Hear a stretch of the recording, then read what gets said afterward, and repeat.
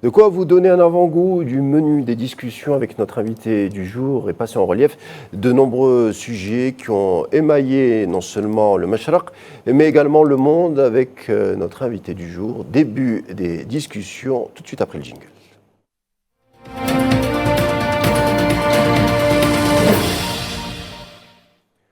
Pour évoquer justement l'ensemble de ces sujets, je reçois sur le plateau un habitué de Al24, Gamal Abina. Bonsoir. Bonsoir, merci pour l'invitation. On a l'habitude de dialoguer virtuellement, mais on est heureux de vous recevoir cette fois-ci physiquement. Merci d'avoir accepté notre invitation. Alors Gamal Abina, je veux parler tout d'abord de ce sommet extraordinaire, ce sommet qui a eu lieu à Riyad, un sommet où sont conviés la majorité des officiels arabes. Il faut le dire que cette année, ces officiels risquent de faire grise mine par rapport à la situation qui prévaut non seulement au Liban, mais à Gaza. J'ai envie de dire que ce sommet est extraordinaire parce qu'il est extraordinairement inutile dans la mesure où certains pays arabes sont extraordinairement lâches. C'est-à-dire qu'ils acceptent de continuer à maintenir des accords de paix avec l'entité raciste et ils ne font aucun effort pour aider leurs frères. Aujourd'hui, l'entité, soutenue par un type qui s'appelle Netanyahou, donc un criminel de guerre, un génocidaire, un assassin et un lâche, puisque c'est son aviation qui frappe, il est incapable d'y aller autrement, sur Terre évidemment. Aujourd'hui, cet homme n'est pas quelqu'un avec qui on peut discuter et encore moins faire la paix. On ne fait pas la paix avec Hitler. Et je suis très dur là-dessus parce que Hitler tue aussi des civils massivement. Le terrorisme d'État est appliqué de façon très puissante de la part des sionistes parce qu'ils n'ont pas supporté d'avoir été attaqués, d'avoir vu des Palestiniens revenir, relever la tête. Donc la question qui se pose aujourd'hui, c'est de savoir qu'est-ce que feront ces pays arabes. Est-ce que ces pays arabes auront l'extraordinaire attitude de peut-être enfin en finir avec ces accords de la honte qu'on appelle les accords d'Abraham, qui sont juste des accords de bonimenteurs, de lâches, de gens qui ont composé pour de l'argent ou pour des raisons personnelles, mais qui n'ont rien à voir avec la cause palestinienne. Quand est-ce qu'ils vont enfin relever la tête et dire on en finit avec ça? Eh bien, ce sommet arabe sera malheureusement une démonstration, je le suppose, même si des pays restent honnêtes. Le Liban est un pays qui a le courage, l'Algérie on le sait, la Tunisie, on a quelques pays arabes, surtout des républiques, qui sont encore le front du refus, mais pour le reste, ils ont composé, ils ont accepté l'abdiquer, ils ont signé une paix honteuse. C'est vraiment, à mon sens, des accords de Munich qui ont été faits avec Netanyahou. Mais justement, enfin vous le disiez, il y a des pays un peu qui sortent du lot, l'Algérie, peut-être la Syrie, la Tunisie, qui dès le départ se sont inscrits dans cette défense inaltérable de la question palestinienne et de l'identité palestinienne et de l'État palestinien. On le rappelle, s'ouvre l'organisation de la coopération islamique à Riyad. Mais on parle de la géopolitique de 890 000 âmes, le monde arabe, qui est une géopolitique profonde, complexe. Alors on nous pose souvent la question, pourquoi on n'évoque jamais le sujet? Ben voilà, on va l'évoquer. Comment vous expliquez que tout ce complexe arabo-musulman n'arrive pas à peser sur l'ordonnancement du monde? Comment ils sont aussi incapables d'infléchir la position du nouvel ordre mondial concernant la Palestine? Comment vous l'expliquez? La problématique, c'est que le monde arabe, s'il est uni, c'est la première puissance mondiale, on le sait. Sur un plan financier, évidemment, sur le plan gazé pétrolier, on a l'accès à toutes les mers. Méditerranée, Atlantique, Océan Indien, enfin, on ne peut pas faire mieux. On a une centralité dans le monde qui est extraordinaire. Mais ce monde arabe a été partitionné, a été divisé à la suite des colonisations anglaises et françaises. Et ce que ça a donné, même italienne pour la Libye, ça a donné un monde qui est fractionné, un monde qui est incapable de se mettre d'accord. Et en Arabie, dans cette région qui était, non pas saoudite, mais l'Arabie historique, eh bien un homme est arrivé, qu'on connaît tous, on l'appelait Laurence d'Arabie, et qui a dit qu'il proposait un royaume arabe pour faire face, pour contrer le califat turc. Donc c'était une façon de diviser. C'était une première façon de diviser. Très rapidement. D'Arabie qui était un espion britannique. Tout à fait, oui, c'est l'agent britannique. On avait le pendant d'ailleurs du côté maghrébin, parce qu'il y avait Lyoté qui voulait faire le même modèle avec le Maghreb, en créant un royaume du Maghreb qui commençait par le Maroc. Donc ça a été divisé et ils ont créé tout un tas de petits rois et roitelets, des petits sultanats, des petits micro-États parfaitement incapables de s'entendre, parfaitement incapables d'interagir et encore moins de défendre la cause palestinienne, puisque la chute du califat ottoman a ouvert la voie à la sionisation de la région, savoir le contrôle de la Palestine. Donc pourquoi on ne s'entend pas? Parce que d'abord, ils ont placé des rois. Et il se trouve que dans le monde arabo-musulman, l'idée de mettre un roi qui auraient soi-disant une essence prophétique, on fait croire qu'ils sont tous descendants du prophète, permet de pouvoir calmer les ardeurs des populations qui ne seraient pas contentes et leur dire ne touchez pas à ce souverain puisque c'est Dieu qui l'a voulu. Donc cette façon de créer ce modèle qui est un modèle archaïque, il faut être très clair, un modèle moyenâgeux qui n'apporte absolument rien au monde arabe, a permis de diviser. Et les seuls pays qui sont restés sur le front du refus, vous l'avez évoqué, c'est les pays arabes républicains en l'occurrence, sur la ligne de Nasser, sur le Yémen, encore une république, l'Algérie évidemment, la Tunisie, la Libye, ça va de soi avant qu'elle soit, quoi qu'aujourd'hui elle est encore sur cette ligne. ligne-là. L'Irak, la Syrie, c'est toutes les républiques arabes qui, elles, ne sont pas sous contrôle total de l'Occident. Certaines oui, mais pas toutes. Et surtout qui ont une indépendance de vues et d'idées qui font que ces pays se convergent. Le problème, c'est que le front du refus de 77 aujourd'hui s'est fracturé, puisque les pays, les royaumes, en l'occurrence et les sultanats, ont accepté de composer, moyennant finance, avec les États-Unis pour ces accords d'Abraham qui sont des accords de la honte. Donc aujourd'hui, effectivement, le monde arabe est partitionné, divisé, simplement parce que l'Occident a divisé ce monde arabe qui, s'il était uni, réglerait la question palestinienne en une seule journée. Est-ce que vous attendez à des grands changements par rapport à cette rencontre de Riyad, cette fameuse rencontre arabo-islamique? Est-ce qu'on peut s'attendre, je ne sais pas moi, à un coup d'éclat, un changement comme ça de la dernière... de l'espoir par rapport à ce qui se passe à Gaza? On le rappelle, 402 jours de massacres, de famine, beaucoup d'enfants, beaucoup de femmes. Est-ce qu'on peut s'attendre, je ne sais pas, à une prise de conscience? Parce qu'on sait que tous les pays que vous avez décrits, la population est là, elle est bouillonnante, il y a beaucoup de militants sur Internet qui voient ce qui se passe avec des journalistes. Est-ce qu'on peut s'attendre quand même à un changement de ce glacis concernant la question palestinienne? Non, on ne peut pas s'attendre à un changement parce que malheureusement, c'est des dictatures qui font la paix avec l'État sioniste. C'est-à-dire que l'État sioniste ne fait pas la paix avec les peuples arabes, ça ne l'intéresse pas. Ils préfèrent de bons dictateurs qui sont placés par l'Occident pour pouvoir composer et écraser les populations qui ne sont pas contentes. On le voit dans tout le monde arabe, mais les manifestations sont monstres, ils sont tous pro-palestiniens, mais on ne veut pas entendre parler d'eux. J'attends pas de miracle parce que, comme l'OCI, comme tout un tas d'organisations qui sont transnationales, il y a toujours cette lâcheté qui préside à tout ça. On est loin des années 70 où effectivement le monde arabe était uni en 73 particulièrement et a fait un coup d'éclat en boycottant les pays occidentaux pour faire pression.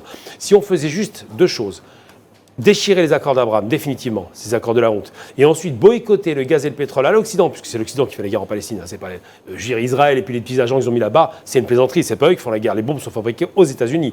L'Occident alimente cette guerre, l'Occident finance cette guerre. En Europe un peu, l'Allemagne... Oui, je mets l'Europe, l'Occident dans le sens large du terme, l'extrême Occident américain et l'Europe. Et donc ces pays-là sont effectivement les complices de cette guerre. Et puis moi j'ai horreur, il y a un terme qu'on entend souvent, on parle du peuple juif, soi-disant l'État hébreu, tous ces artifices, j'appelle ça des Occidentaux. C'est-à-dire que c'est bien les Européens qui contrôlent la Palestine et pas autre chose. On ne peut pas leur donner ces qualificatifs de judaïté parce que la judaïté, je le rappelle quand même, Moïse disait « tu ne tueras point ton prochain, tu ne t'empareras pas de sa terre ». Donc on est très loin de la judaïté. Par contre, c'est bien les Occidentaux qui ont la tradition d'aller voler les terres des autres et c'est bien des gens qui sont venus voler la Palestine et qui maintenant pratiquent un génocide à ciel ouvert. Un génocide qui est ouvert dans la mesure où il n'y a pas de solution pour échapper à la mort. Donc aujourd'hui, le chiffre de 43 000 morts me paraît largement sous-estimé. Vraiment. Je pense qu'on est plus proche des 100 000 morts parce que le rythme de bombardement, 85 000 tonnes de bombes, je veux dire, il faut voir un peu le volume, c'est 3 fois Hiroshima. Ce rythme de bombardement donne quoi? Donne qu'on fait du tir au pigeon, qu'à chaque fois, on a vu les images d'un immeuble, une seule bombe fait tomber un immeuble de 6 étages, qu'effectivement, les barbares qui sont en face lâchent évidemment parce qu'ils ne viennent pas sur le terrain. Je vous laisse détruisent tout. Oui, juste pour finir, c'est important de rappeler que les chiffres sont sous-évalués et que quand on ouvrira ce grand camp de concentration, Gaza, qu'on verra ce qui s'est passé, le monde tremblera. On sait par exemple qu'il y a 100 000 disparus sous les décombres. Selon l'estimation, c'est une fourchette, le Hamas compte à peu près 20 000 membres. Pourtant, l'entité sioniste a détruit, on me donne le chiffre, de 2 millions de maisons palestiniennes, sans parler des hôpitaux, les écoles, les universités. Ilan Pappé, le célèbre historien, spécialiste de la Nakba, lui le dit, ce qu'on voit aujourd'hui n'est rien d'autre qu'une seconde Nakba et les messianistes ont enfin leur occasion l'anéantissement total de la question palestinienne, ce que d'ailleurs alertait le président de la République, Abdelmajid Tebboune, en alertant ces officiels arabes en disant faites attention, peut-être on est en train d'assister à l'anéantissement de la question palestinienne si on n'y prenait pas garde. Parce que le principe c'est quoi? Comme les Français quand ils rentrent en Algérie, génocide culturel, on détruit toute la culture, on détruit les immeubles, on détruit les mosquées, on détruit les registres de naissance, c'est pareil, là ils ont détruit tout ce qui est culturel. L'obsession des sionistes c'est de dire que la Palestine n'existe pas et que les Palestiniens sont que les Arabes qui seraient venus squatter une terre qui ne serait pas la leur. En vérité, lorsqu'on va, par exemple, ils ont tenté d'assassiner combien d'artistes palestiniens? En 70. Rappelons que c'était du terrorisme. Et cette façon de vouloir détruire structurellement l'idée palestinienne par la destruction de sites archéologiques, de maisons, de cimetières quand même, vous voyez un peu le niveau de respect. C'est juste une façon de dire ces gens n'existent pas et on va les nier dans leur existence. Sauf que ça rappelle des pages sombres de l'histoire. Qui dit que ces gens n'existent pas sur leur propre terre? Ce sont des colons, il n'y a pas de secret. Et le colonialisme est une barbarie. Et les barbares qui sont actuellement à la manœuvre ne sont inquiétés par personne, parce que ceux qui les soutiennent sont des anciennes puissances coloniales. Donc quand on se demande, aujourd'hui, j'imagine qu'on aura au moins 200 000 morts, tant que cet homme ne sera pas arrêté militairement, stoppé, frappé militairement, pour qu'il comprenne que le vent va tourner, comme d'ailleurs Hitler quand il a attaqué les Russes, c'est revenu chez lui. Tant qu'il ne sera pas stoppé ou qu'il y a un embargo sérieux qui se met en place contre cet État-là, il y aura des morts à n'en plus finir parce qu'aujourd'hui, ce sombre individu se venge. Il a vu qu'il a fait faillite, il s'est planté sur ses pronostics, il pensait apporter une sécurité éternelle, ça n'a pas fonctionné, il se venge. Et malheureusement, le monde arabe n'intervient pas. Les voix officielles occidentales, c'est vrai, sont plus ou moins aphones concernant la situation Razaoui. Peut-être une des rares à s'exprimer, il y en a plusieurs, mais en tout cas aujourd'hui, une des rares à exprimer n'est rien d'autre que la ministre allemande des Affaires étrangères, Annalena Baerbock, qui dit que l'entité sioniste ne respecte aucun accord, ne respecte pas le droit de la guerre et qu'il faut qu'elle cesse son tapis de bombes qui touche principalement la société civile palestinienne. Mais des voix comme celle-ci, c'est-à-dire les officiels, sont de plus en plus rares. Au fond, de quoi ont peur les officiels occidentaux à l'endroit de la question sioniste ou palestinienne? Ils n'ont peur que d'une chose, non pas des sionistes, puisque c'est leur jouet. C'est un produit occidental. C'est eux qui payent, qui alimentent, il faut le rappeler. Ils n'ont peur qu'une chose, c'est leur opinion publique. Parce que ça commence à se voir quand même, cette complicité de meurtre. Donc ils disent quoi? On va faire semblant de condamner. On voit bien, par exemple, Kamala Harris, pour laquelle je suis très heureux de sa défaite. Kamala Harris n'a pas arrêté pendant les derniers mois de dire « Oh, c'est pas bien ce que fait Israël ». Et elle rajoute 29 milliards de dollars. C'est pas bien. Et elle rajoute des tonnes de bombes. Mais est-ce qu'elle a le choix, au fond? Elle a le choix. C'est ça ma question. Elle a le choix, elle est marécationiste. Et Biden se revendique chrétien-sioniste, et il y a 100 millions de sionistes qui les soutiennent. Donc le choix il est très simple. On soutient Israël parce qu'on veut une base permanente. Israël est un produit qui a été fabriqué par l'Occident pour contrôler la région. Il ne faut jamais oublier que c'est la route des Indes, la route du gaz, du pétrole. C'est la route du contrôle du centre quasiment névralgique des religions et du monde. Cet endroit-là a été une obsession pendant 8 croisades. Les croisés, depuis Urbain, 1000 ans de croisades, se sont à chaque fois heurtés, enfin 1000 ans, pour être très précis, on va dire 800 ans de croisades, se sont heurtés à chaque fois à des échecs face à des gens déterminés. Et aujourd'hui, ils ont utilisé une population juive qu'ils ont martyrisée, c'est quand même eux qui les ont martyrisés, pour les envoyer là-bas. Et ils nous créent un concept d'antisémitisme qui sont leurs propres idées à eux. Donc il faut bien comprendre, c'est pour ça que moi je dénie le droit à ces gens-là de s'appeler juifs.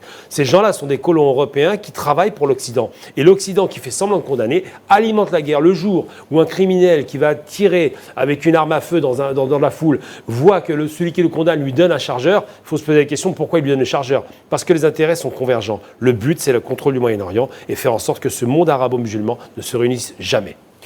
Justement, un mot quand même sur, puisqu'on a parlé de la tragédie palestinienne, la souffrance palestinienne, mais il y a aussi beaucoup de choses à dire sur l'impact qu'a cette résistance sur l'économie sioniste. On le voit, des images où des Européens, soi-disant ancrés sur une terre biblique, mais qui prennent d'assaut les aéroports. On sent qu'ils n'ont pas beaucoup de lien avec cette terre. On voit aussi que l'économie sioniste sans perfusion américaine tomberait en lambeaux. On voit que la résistance palestinienne et libanaise, quand même, commence sérieusement à déranger non seulement l'entité sioniste, mais également leurs mécènes aux États-Unis. Donc, au fond, est-ce que les sionistes sont, c'est un mythe, mais est-ce qu'ils sont sérieusement préparés à cette guerre de longue durée? On voit politiquement, même Netanyahou a du mal à tenir sa coalition. Il a viré le ministre de la Défense cette semaine. Il y a les militaires du Mossad qui commencent à bouger. Il peut y avoir du changement aussi à ce niveau-là. Il faut se faire un coup d'État, mais ce qui est sûr, c'est que Netanyahou, qui n'est pas un militaire, il faut le rappeler quand même, c'est un sombre imbécile qui croit qu'il fait de la politique et de l'armée. C'est un type qui formait l'architecture, il se prend un peu pour Hitler pour le coup. Il y a un point commun, j'ai envie de dire, mais pour être plus sérieux, non, Netanyahou n'écoute personne. Il écoute son dogmatisme imbécile et son aile droite et extrême droite messianique. Donc son but, c'est de tuer le plus de monde possible pour créer un effet de sidération, de panique et de déportation des populations dans le Sinaï. C'est ça le but. Il ne fait même pas semblant de le dire, il l'a dit plusieurs fois.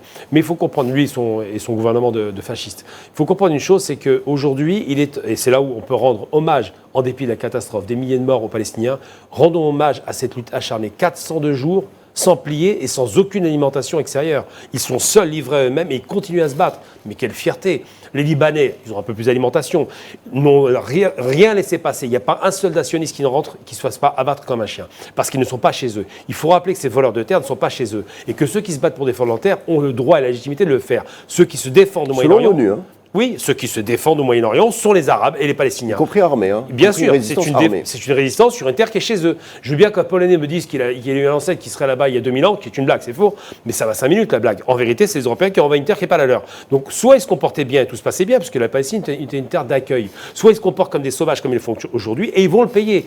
Aujourd'hui, ils sont en échec au Liban, ils font quoi? Ils tuent les civils. Ils sont en échec en Palestine, ils font quoi? Ils tuent les civils. Quel héros! Et ce Netanyahou, qui est un vrai fou, qui se planque maintenant comme un rat dans des bunkers et qui prétendait qu'Yahya Sinwar se planquait, soi-disant, dans des tunnels qui n'ont jamais existé d'ailleurs. Les tunnels, c'est des mythes. Hein. Il n'y a que des trous, c'est tout. On n'a pas les moyens de fabriquer des tunnels sur des kilomètres. L'hôpital Shifa Raza. Tout est faux. Je veux dire, à part un petit tunnel de quartier général qu'ils ont construit qui faisait 50 mètres, il n'y a pas de tunnel sous Gaza. C'est un mythe fabriqué par les sionistes pour faire croire qu'il y a 500 km de tunnel. Enfin, c'est vraiment ridicule. En vérité, les Gazaouis se cachent dans des terriers, dans des trous, pour pouvoir surprendre l'ennemi. Et uniquement ça. Mais ce qui est sûr aujourd'hui, c'est que cet homme est en échec. Et c'est pour ça qu'il a viré galant.